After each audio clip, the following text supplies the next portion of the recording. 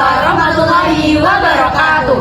Halo semuanya, perkenalkan kami dari Ilkom Kelas C yang beranggotakan Rida Afian NIM 101, Anggun Aidin Tias NIM 086, Nurul Islayuningsi dengan NIM 103, Fadla Tunama Sabianaya dengan NIM 099, Zila Safitria NIM 088, Alif Farah dengan NIM 087.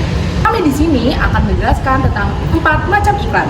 Yang pertama ada iklan di baliho, yang kedua ada iklan digital, yang ketiga ada iklan billboard, dan yang terakhir adalah iklan di neon box. Selamat menyaksikan. Saya akan menjelaskan iklan baliho digital printing dan advertising di condong catur. Yang pertama ada fungsi iklan. Iklan ini berfungsi sebagai media informasi dan persuasi dengan klaim cepat dan murah SDIY dan nomor telepon yang mudah dihubungi. Iklan ini berusaha menarik calon pelanggan yang mencari layanan cepat dan terjangkau di bidang digital printing dan advertising. Yang kedua ada penempatan iklan.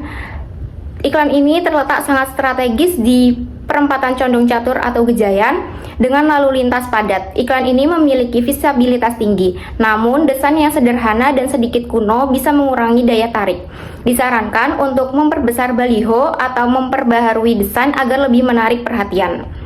Yang ketiga ada kejelasan isi iklan. Pesan ini cukup jelas mengenai layanan yang ditawarkan, namun banyaknya elemen teks terdapat membuat audiens melewatkan informasi penting.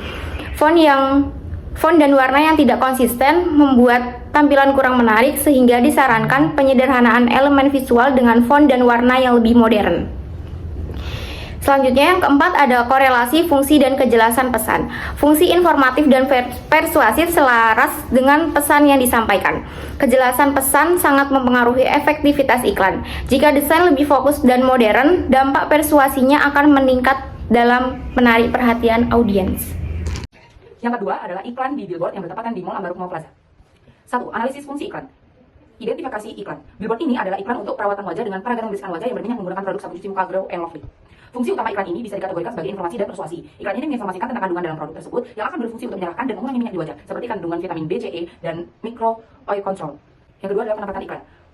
Billboard ini diletakkan di area pintu masuk Mall Ambaruk Mall Plaza yang merupakan salah satu area dengan lalu lintas padat, baik kendaraan bermotor maupun pejalan kaki, sehingga iklan memiliki exposure yang tinggi. Meskipun billboard ini terlihat besar, namun karena penempatan yang kurang tepat berada di pintu masuk mall, bukan di daerah pemberhentian kendaraan seperti lampu merah, mungkin sulit menarik perhatian penuh dari audiens yang melewatinya.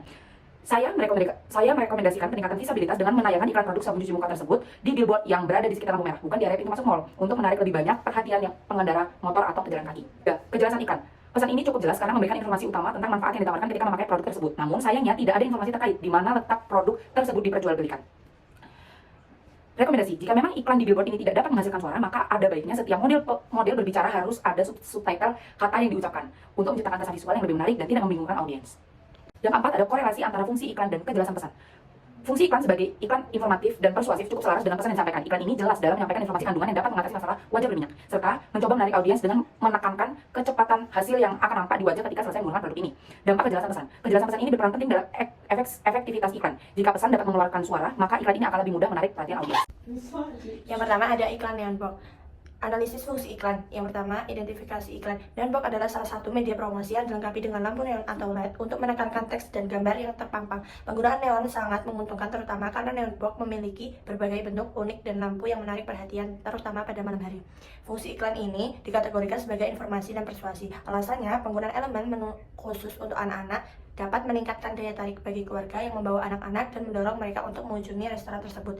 Yang kedua, penempatan iklan. Penempatan yang strategis atau tidak. Penempatan ini sangat strategis karena iklan ini ditempatkan di pinggir jalan raya yang dimana itu jalan Kaliurang yang sangat ramai dan padat.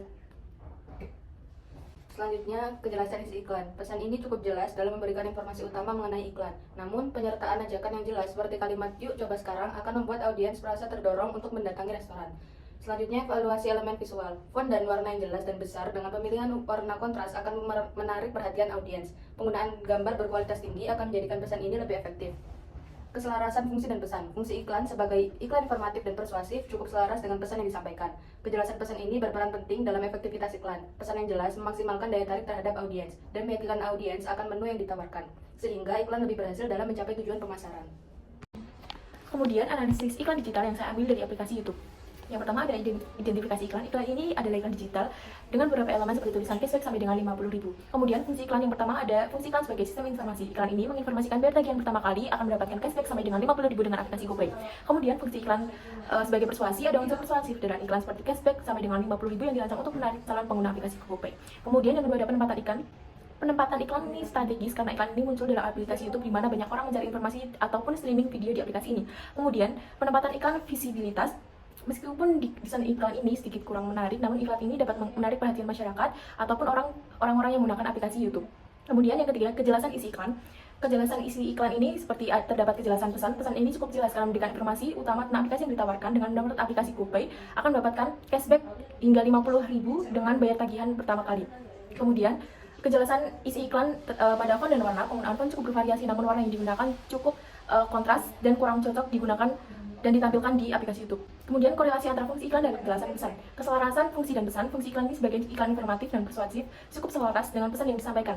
Kemudian dampak kejelasan pesan. Kejelasan pesan ini berperan penting dalam efektivitas iklan. Jika pesan lebih terfokus dalam elemen visualnya lebih modern dan persuasinya akan lebih besar dan menarik perhatian target audiens. Saat ini meskipun informatif, desain yang ketinggalan zaman dan banyaknya elemen teks bisa mengurangi efektivitas dalam menarik perhatian. Dan yang terakhir ada iklan digital Shopee Paylater bayar kris di platform YouTube. Yang pertama, fungsi iklan ini berfungsi sebagai media informasi dan persuasi dengan klaim pembayaran menggunakan Shopee Paylater lebih mudah, lebih cepat, cicilan 0% sampai dengan 6 bulan yang dirancang untuk menarik calon pengguna Shopee Paylater kris. Yang kedua, penempatan iklan. Penempatan iklan ini termasuk strategis. Iklan ini muncul di aplikasi YouTube yang mana jangkauan audiensnya sangat luas, terutama di kalangan anak muda yang mungkin lebih tertarik pada solusi pembayaran modern seperti Shopee Paylater. Yang ketiga, kejelasan pesan. Pesan dalam iklan ini tersebut cukup jelas. Iklan menyampaikan informasi utama tentang Shopee Paylater, termasuk kemudahan pembayaran menggunakan kris, kelebihan layanan, dan ajakan untuk mencoba.